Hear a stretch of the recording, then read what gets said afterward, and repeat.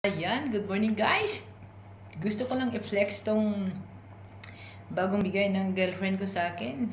Ay, masaya. Masaya ako na hindi. Kasi hindi ko po ugali yung kapag binibilhan o nireregaluhan, ayoko po ng ganun. Mas gusto ko pong i-save mo yung pera mo. Pag ako nakikipagrelasyon, gusto ko i-save mo yung pera mo para sa'yo, para sa family mo.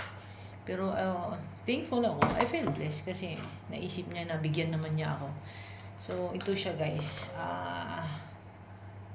Realme. Yan, Realme Watch 3 Pro po siya. So, ang relong to is sports watch.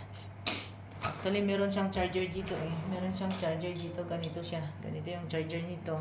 Chargeable siya guys. Hindi mo na kailangan bumili pa ng battery kapag naubos. And then, sports watch din siya.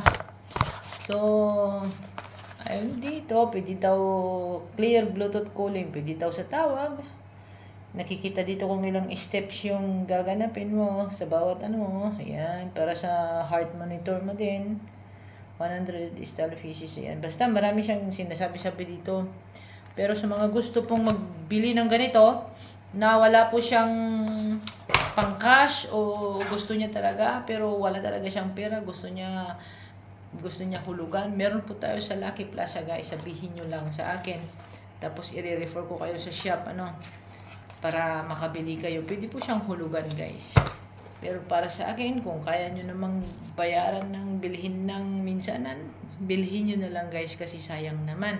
So ulitin ko po guys, sa mga gustong bumili para sa pamilya, sa mga anak nyo or para sa sarili nyo, pwede po siyang hulugan doon sa Lucky Plaza.